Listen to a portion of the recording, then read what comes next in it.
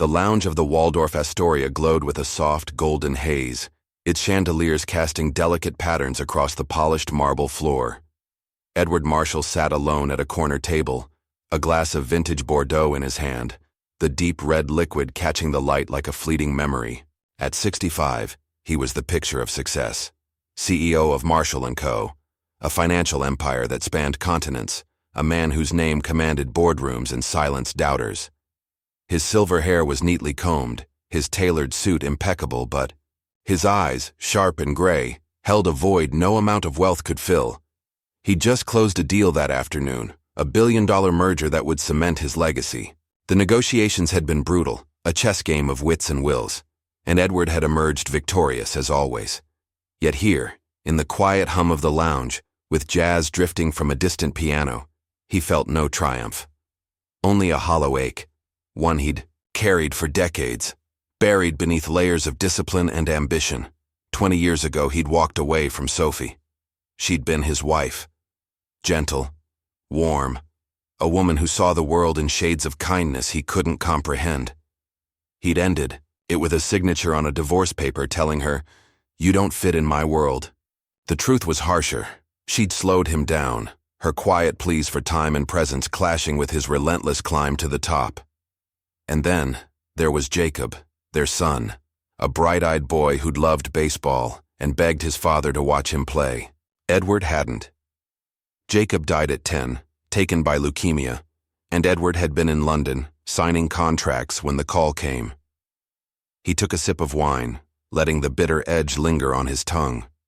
The memory of Jacob's small hand clutching his, that last whispered, "Stay, Dad," haunted him still. He'd bought the boy a pair of sneakers once, white Nikes with blue stripes, on a rare day off, a fleeting promise of time together. But he'd never seen Jacob wear them. Work had called, as it always did. The lounge doors swung open, and Edward's gaze shifted. A woman entered, pushing a wheelchair. She was older now, her auburn hair streaked with silver. But he'd know her anywhere. Sophie. Her face was etched with lines of resilience, her posture steady despite the weight of the chair. Beside her, a boy, no more than 12, sat hunched, his thin frame swallowed by a sweater. He wore glasses, his eyes bright behind the lenses, and on his feet were those sneakers. White Nikes with blue stripes, faded but unmistakable. Edward's breath caught. The glass trembled in his hand, wine sloshing against the rim. For a moment, he was back in that hospital room, Jacob's frail voice echoing in his ears. But Jacob was gone. This couldn't be real. He set the glass down, fingers tightening around it, forcing his pulse to steady. He was Edward Marshall. Control was his armor, his strength. He wouldn't unravel here, not in this gilded cage of wealth and whispers. Sophie didn't see him. She guided the boy toward the bar, her movements tender, deliberate. The boy said something, his voice soft, and she smiled, a smile Edward hadn't seen in decades. It pierced him, sharp and unexpected, a reminder of what he'd discarded. He watched, rooted to his chair, as she adjusted the boy's sweater, her hands gentle but firm. Who was he? A grandson? A stranger? The sneakers gnawed at him, a riddle he couldn't solve. A shadow fell across his table. Edward looked up to find a man in a cheap suit, camera dangling from his neck. A reporter, young, eager, the kind who sniffed out scandal like blood in the water. "Mr. Marshall," the man said, voice oily with false deference. "Care to comment on the boy? People are saying he's your son. Quite the story. Billionaire reunites with secret child." Edward's jaw tightened. The lounge seemed to hush, eyes turning his way, discreet but piercing.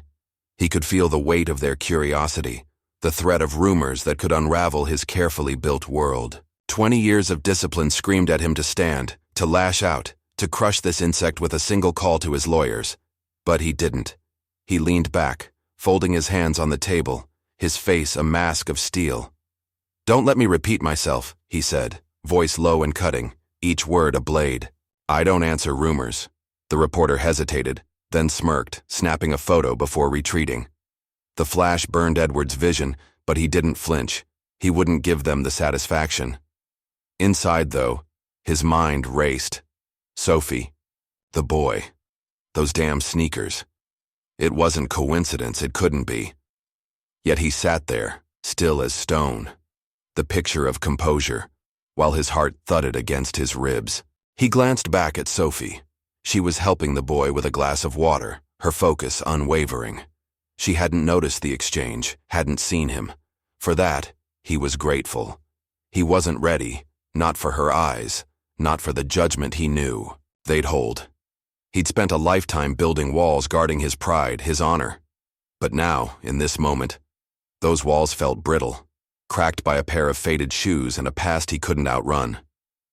Edward drained his wine, the taste sour. Now, he signaled the waiter for the check, his movements precise, controlled. Whatever this was, whatever Sophie carried with her, he'd face it on his terms.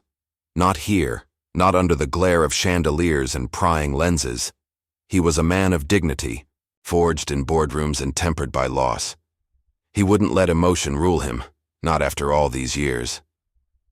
But as he rose, smoothing his suit, he couldn't shake the image of the boy's sneakers, nor the echo of Jacob's voice in his mind. Something was coming. Something that would test him, not with fists or fury, but with the quiet, unrelenting weight of truth. And for the first time in decades, Edward Marshall wasn't sure he was ready. Edward Marshall stepped out of the elevator, into his suite, the heavy oak doors closing behind him with a soft thud. The room stretched before him, a sanctuary of luxury. Floor-to-ceiling windows framing the glittering Manhattan skyline, a king-sized bed draped in Egyptian cotton, and a crystal decanter of scotch gleaming on the mahogany desk. He shrugged off, his suit jacket, hanging it with practiced precision, and loosened his tie. At 65, every movement was deliberate, a testament to the discipline that had built his empire. But tonight, that discipline felt like a fragile shield against the storm brewing inside him. He crossed to the window, resting a hand against the cool glass. Below, the city pulsed, cars weaving through neon-lit streets, a world he'd conquered one deal at a time. Yet his mind wasn't on the merger he'd signed that day, nor the reporter's taunting smirk. It was on those sneakers. White Nikes, with blue stripes, faded and scuffed, clinging to the feet of a boy he didn't know. A boy with Sophie. Edward closed his eyes, and the memory came unbidden, sharp as a blade. Jacob, 9 years old, tugging at his sleeve in their old brownstone kitchen. "Dad, come to my game tomorrow. Please, I'm starting pitcher." His son's voice had been bright, hopeful, those gray eyes, so like Edward's own, sparkling with trust. Edward had ruffled his hair, promising, "I'll try, champ." But he hadn't. A crisis at Marshall & Co's had pulled him to the office instead, and Jacob had played without him. 2 weeks later, the diagnosis came, leukemia, and Edward's world tilted.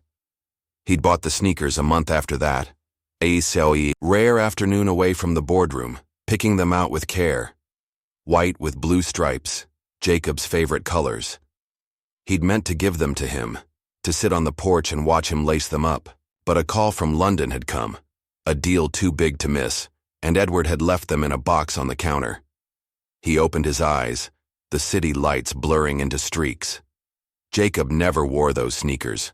By the time Edward returned, his son was too weak to walk, tethered to hospital beds and IV lines. The box had vanished. Sophie must have taken it when she packed up after the divorce. Edward hadn't asked. He'd told himself it didn't matter, that work was his penance, his purpose. He'd buried the guilt beneath steel and ambition, forging a life where regret had no place. But now, seeing them on that boy's feet, the guilt clawed its way back. Who was he? Why did Sophie have him? Edward's hand tightened against the glass, knuckles whitening, but he forced his breathing to steady. He was no stranger to pressure. Decades of hostile takeovers and sleepless nights had honed his control. This was no different. He wouldn't let emotion unravel him, not after building a fortress around his heart.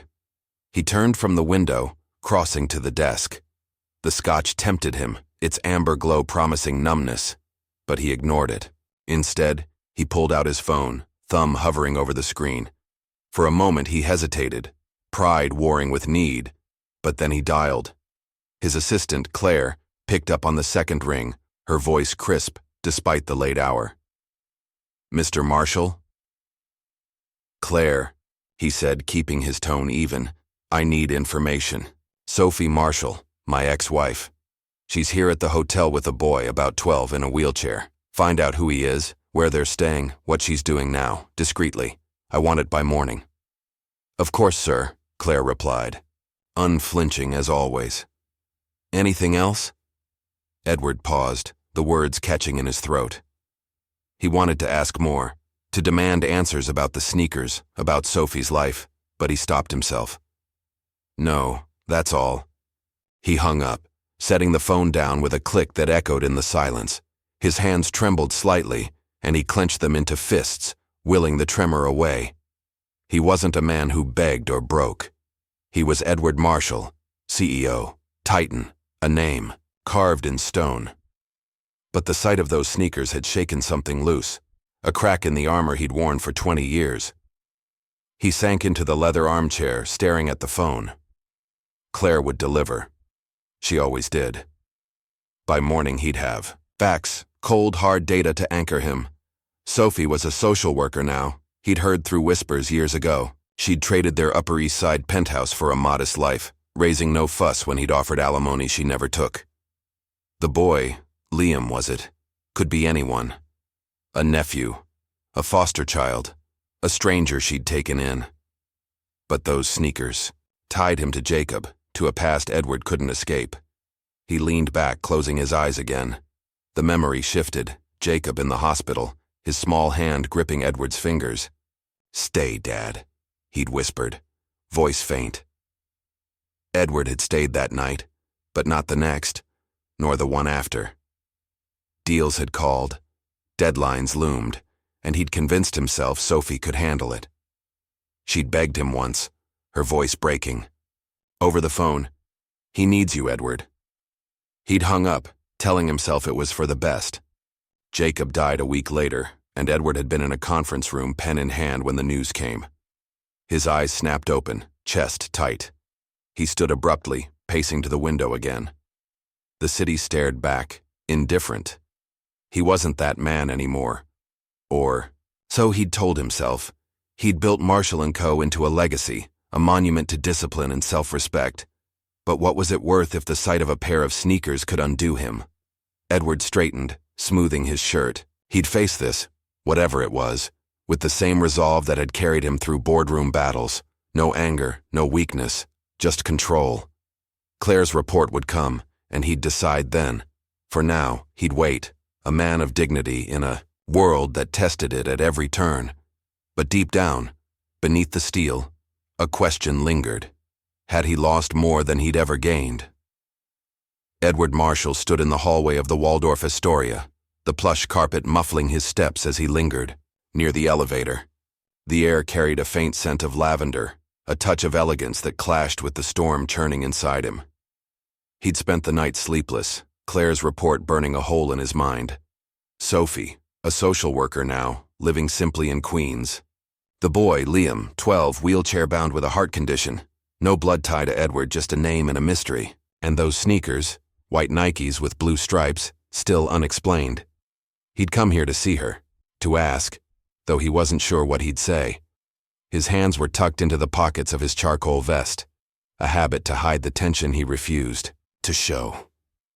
At 65, Edward was a master of composure, his face a mask honed by decades of boardroom battles. But this wasn't a negotiation he could win with silence or strategy.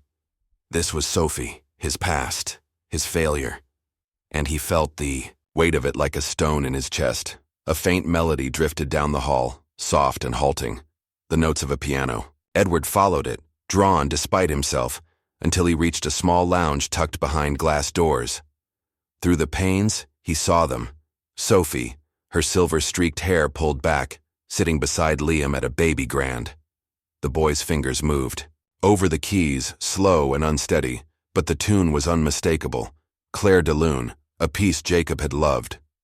Edward's breath hitched, a memory flashing, Jacob at 7, banging out the same song on their old upright, grinning up at him. "Listen, Dad, I'm good, right?" Edward had nodded, distracted, already late for a meeting. He pushed the door open, the hinges silent, and stepped inside. Sophie didn't notice him at first, her focus on Liam as she guided his hands, her voice gentle. "That's it, sweetheart. Let it flow."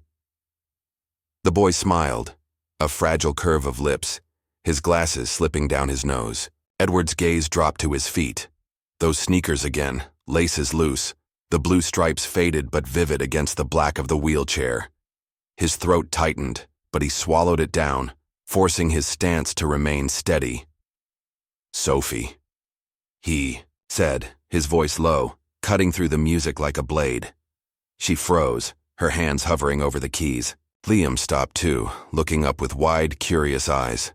Sophie turned slowly, and when her gaze met Edward's, it was a collision of past and present, her hazel eyes sharp with recognition, then hardening into something colder. She stood, placing herself between Liam and Edward, a quiet shield. "Edward," she said, her tone clipped, controlled. "What are you doing here?" He took a step closer, hands still in his pockets, his posture calm despite the pulse hammering in his ears. "The sneakers," he said, nodding toward Liam's feet. "They were Jacob's. What do they mean?" Sophie's jaw tightened, but her voice stayed even, each word deliberate. "They mean I wanted him to know he's loved. Something you wouldn't understand." The words stung, a precise jab at the man he'd been, still was, perhaps.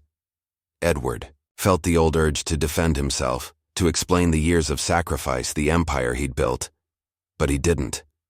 He stood there, absorbing the blow, his face impassive.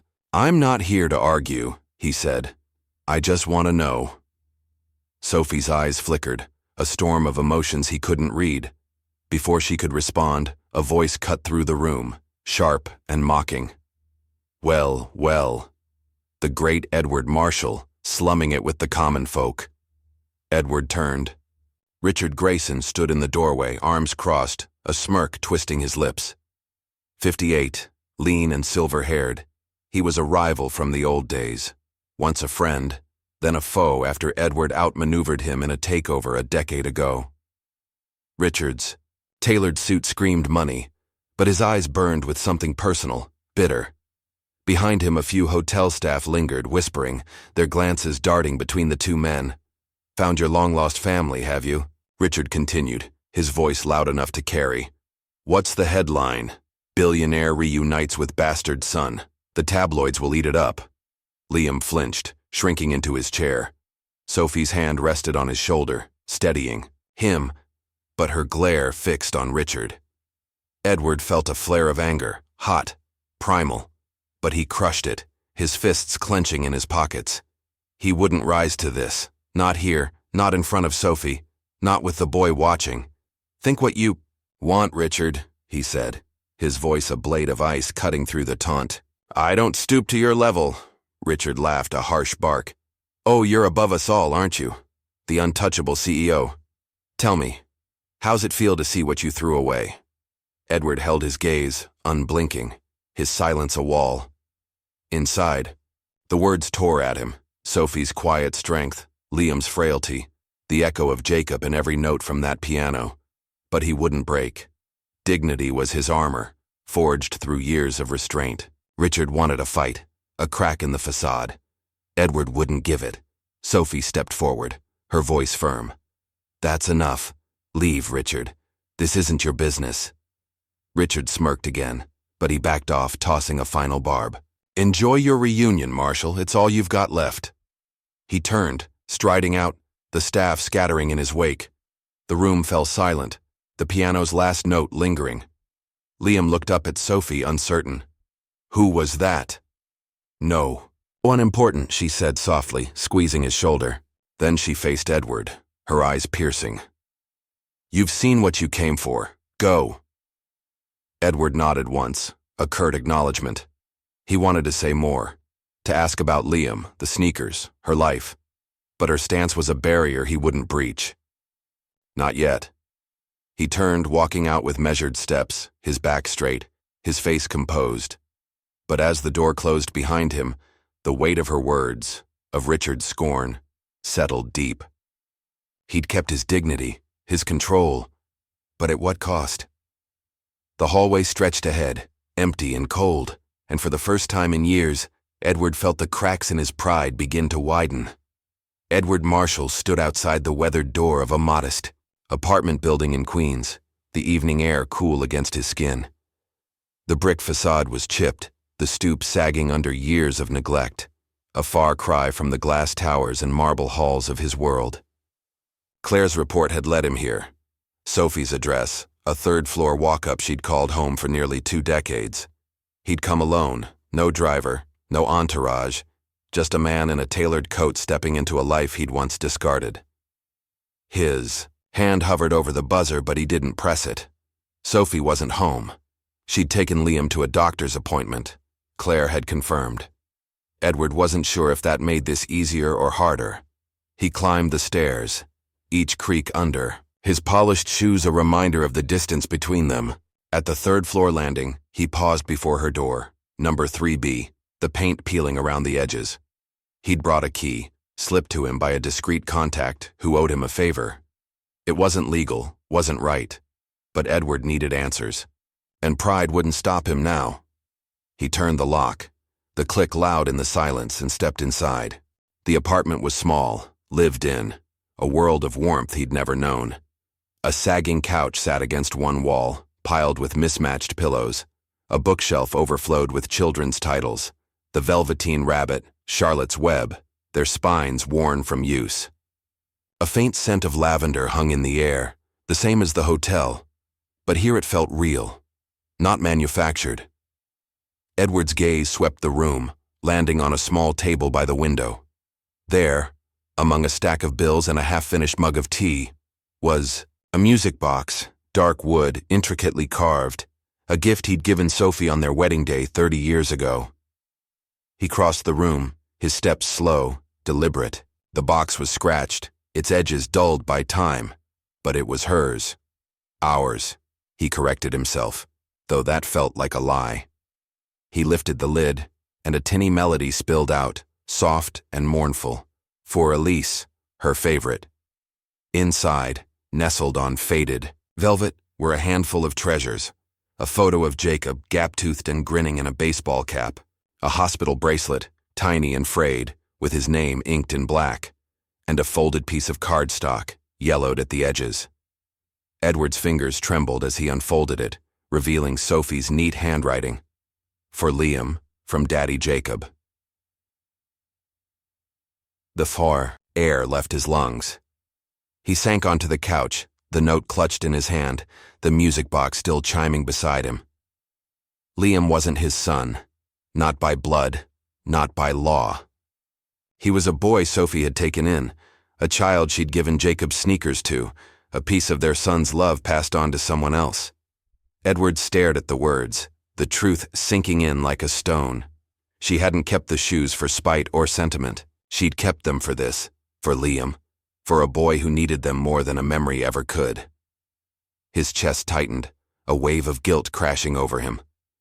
He saw Jacob again, 10 years old, pale and thin in that hospital bed, his voice barely a whisper. "Stay, Dad." Edward hadn't stayed, not enough. He'd left Sophie to carry that loss alone, to mourn while he built walls of steel and glass. And here she was, turning their son's death into something alive, something good, while Edward had buried it beneath contracts and cold ambition. He pressed a hand to his face, fingers digging into his brow. But he didn't let the tears fall. He was Edward Marshall. Control was his creed, his shield.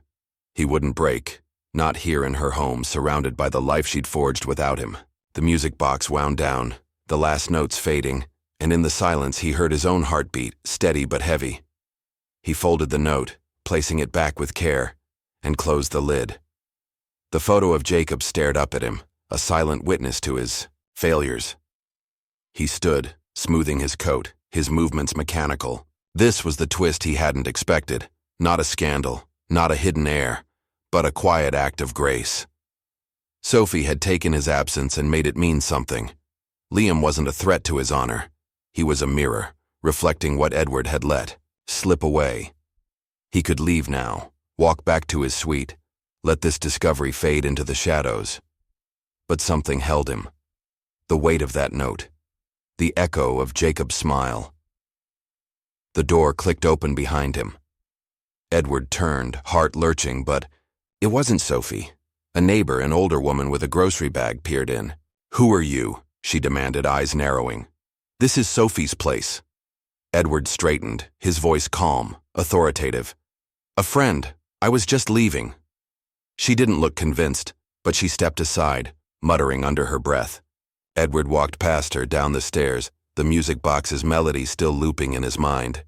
He'd come for answers, and he'd found them, not in words from Sophie, but in the relics of her resilience.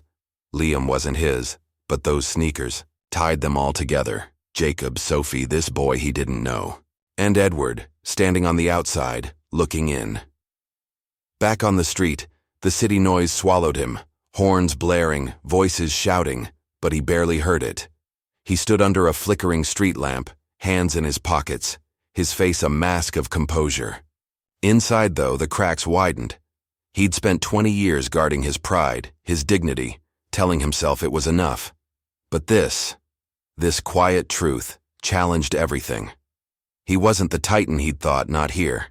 He was a man who'd lost more than he'd won, and for the first time he wondered if dignity could be reclaimed, not through power, but through something humbler, something he'd long forgotten.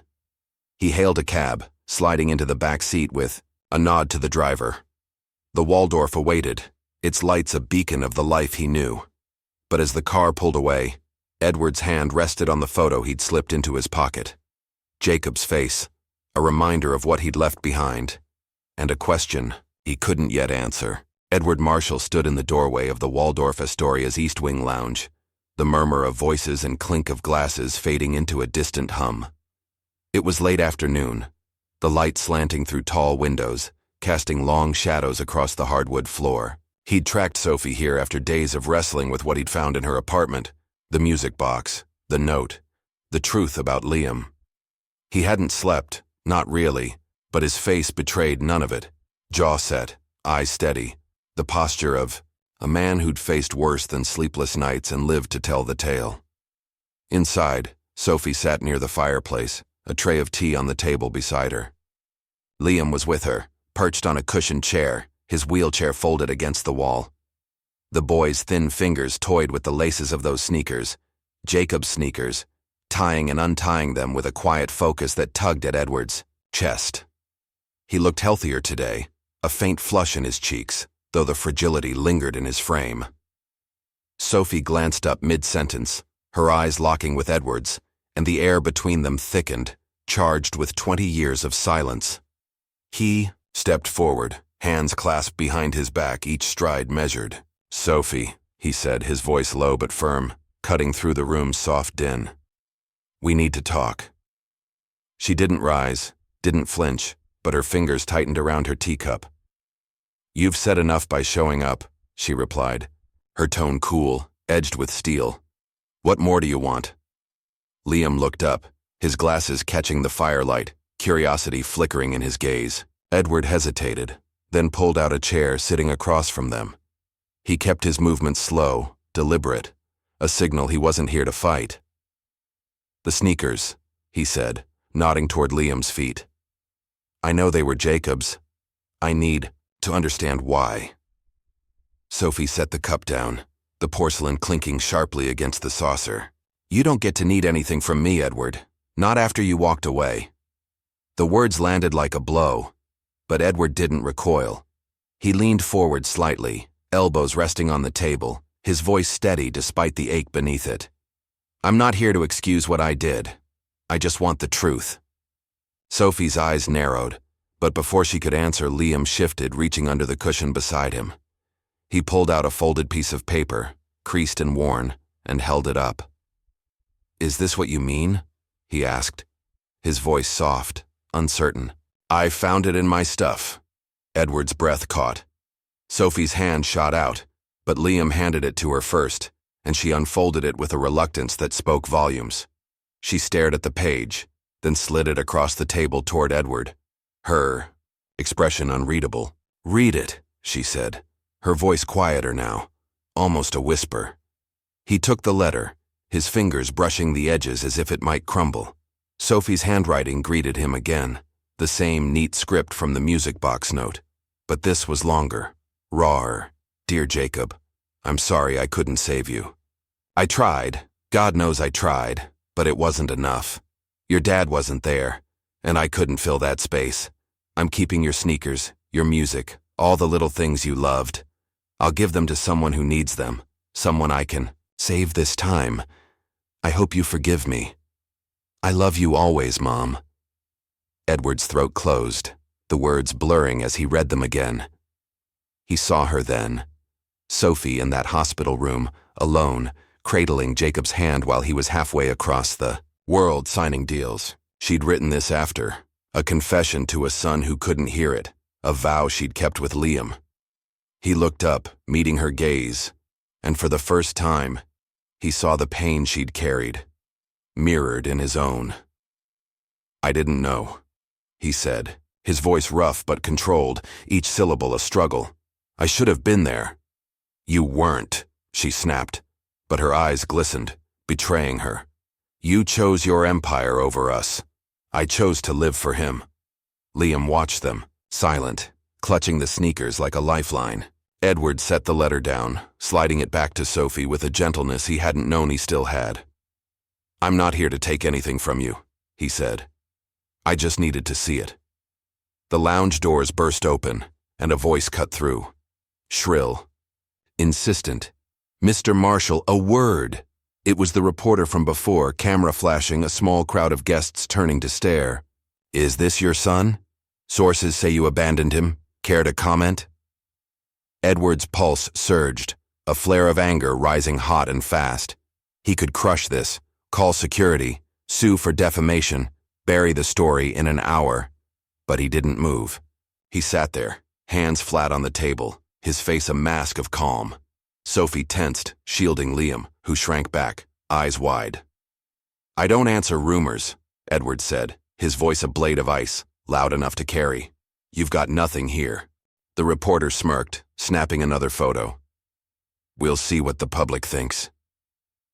He retreated, leaving whispers in his wake.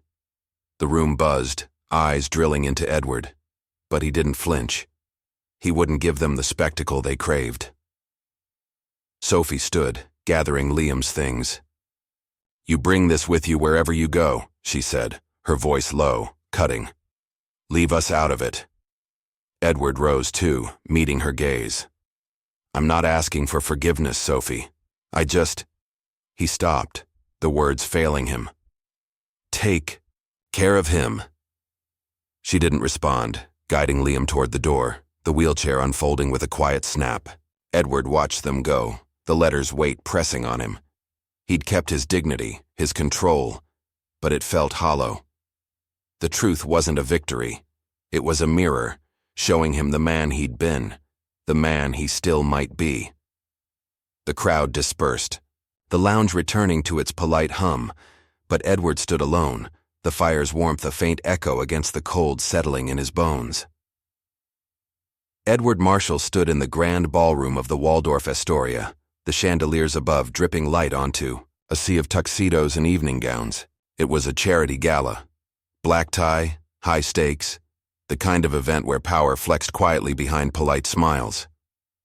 He'd come at Claire's insistence, a chance to show his face after the reporter's latest jab had hit the tabloids. Billionaires.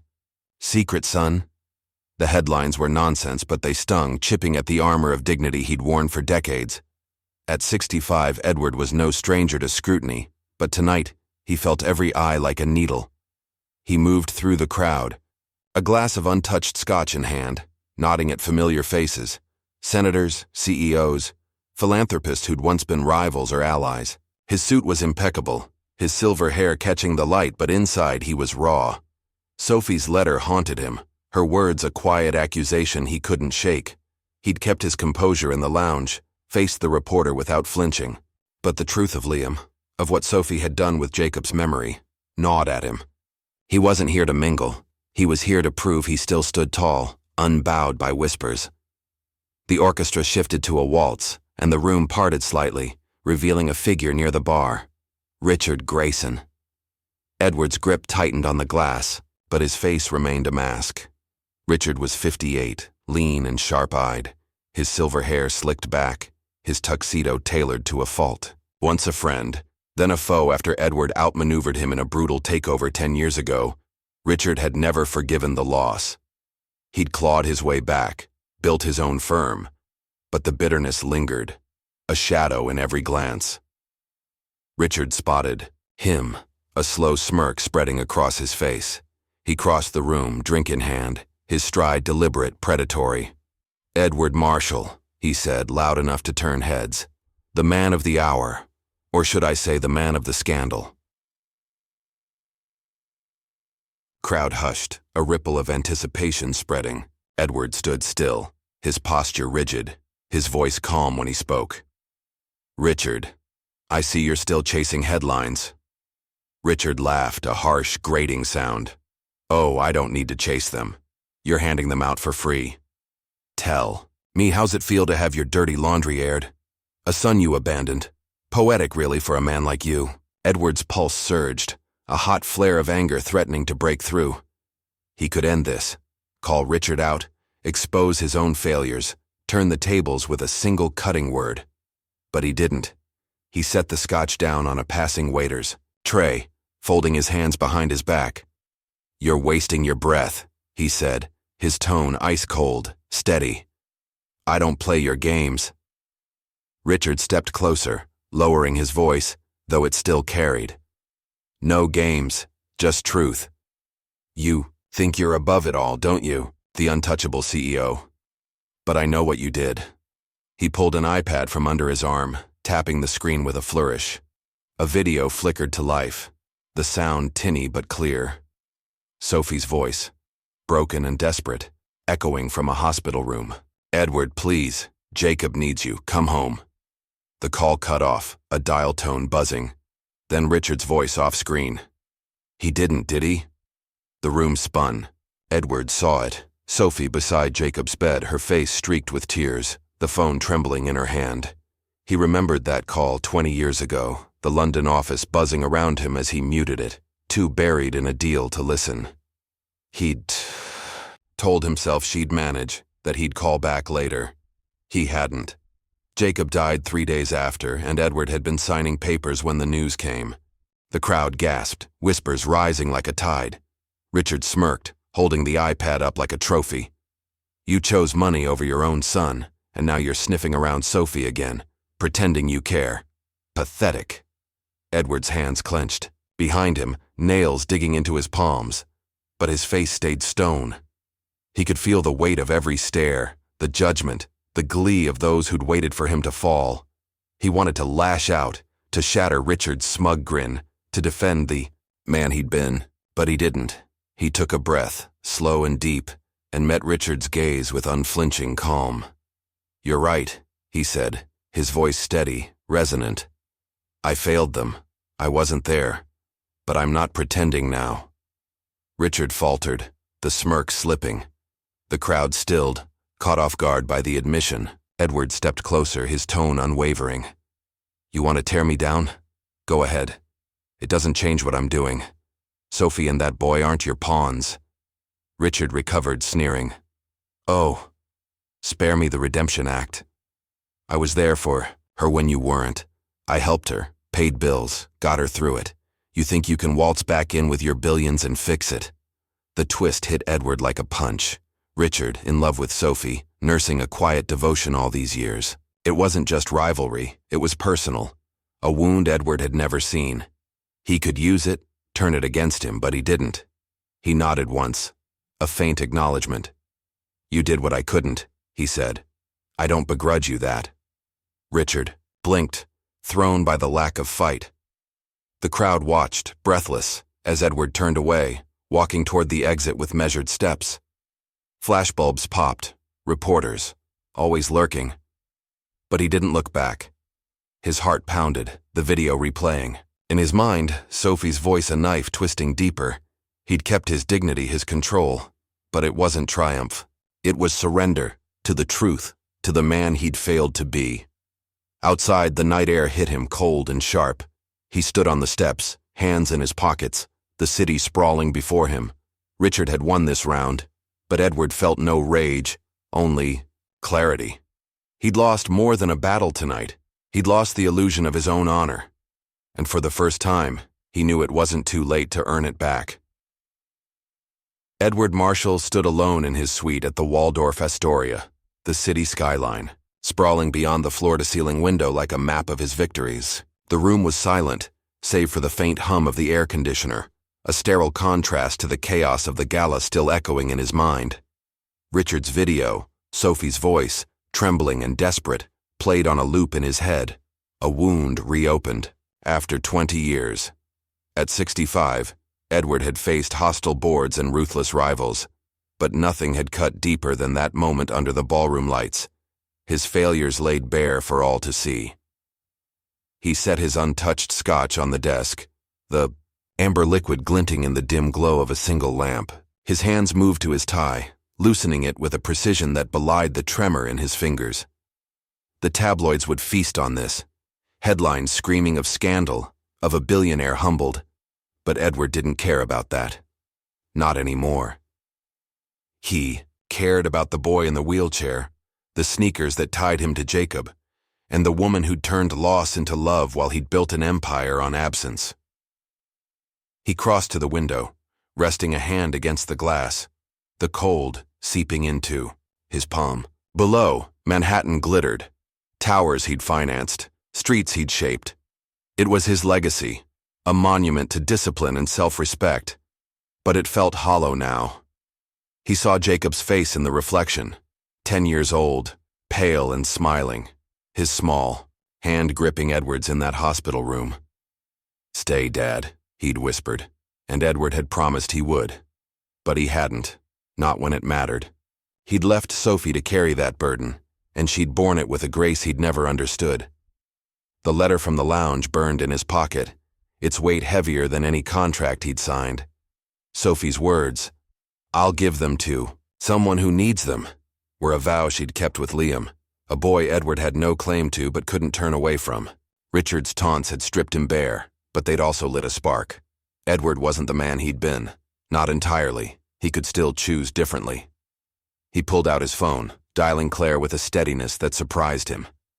She answered on the first ring, her voice crisp despite the hour. "Mr. Marshall?" "Claire," he said, his tone firm, resolute. "I need you to set up a meeting with my lawyers. Tomorrow, 8 a.m. sharp. We're drafting a trust, a foundation, in Jacob's name. All my personal assets, every cent goes into it. Focus on pediatric care, hospitals, research, kids like..." He paused, swallowing. "Like Liam." There was a beat of silence, rare for Claire. "Sir, that's everything. Your estate, the stocks, the properties. It's billions." "I know what it is," Edward said, his voice unwavering. "Do it." "Yes, sir," she replied, and he heard the click of her pen, the sound of purpose. He hung up, sliding the phone into his pocket, and turned back to the window. The decision settled over him, heavy but right, a shedding of the pride he'd clung to for too long. He left the suite an hour later, taking the elevator down to the East Wing lounge. Sophie was there, as he'd hoped, sitting with Liam near the same fireplace. The boy was tying his sneakers again, a quiet ritual, while Sophie sipped tea, her face tired but calm. Edward approached, hands clasped behind him, his steps measured. She looked up, her eyes narrowing, but she didn't speak. "Sophie," he said, stopping a respectful distance away, "I'm not here to argue."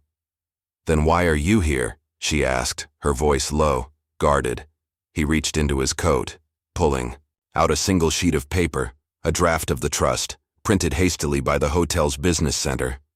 He slid it across the table, his fingers steady. "This is for Jacob, and for Liam. Everything I have, it's going to kids like him. Hospitals, Treatments, whatever they need. I don't want forgiveness, I don't deserve it. But I want him to have what Jacob didn't. Sophie stared at the paper, her expression unreadable. Liam glanced up, curious, his hands pausing on the laces. She picked it up, scanning the lines, then set it down, her gaze lifting to Edward's. "You think this fixes it?" she asked, her tone sharp but not cruel. "No," he said, meeting her eyes. "It doesn't. Nothing can. But it's what I can do." She didn't respond, her silence a wall he couldn't breach. Liam shifted, tugging at her sleeve. "Is it for my heart?" he asked, his voice small but clear. Sophie's face softened, and she nodded. "Maybe, sweetheart. We'll see." Edward crouched then, lowering himself to Liam's level, a gesture he hadn't made since Jacob was alive. The boy's sneakers were loose again, and Edward reached out, hesitating only a moment before tying them, slowly, carefully, the blue stripes vivid under his fingers. "These were my sons," he said, his voice rough but steady. "He'd want you to have them." Liam smiled, a faint, trusting curve, and Edward felt something shift. A crack widening, but not breaking. He stood, nodding to Sophie. "Take care of him." She didn't answer, but her eyes held his a moment longer, a flicker of something. Respect, perhaps, before she turned back to Liam.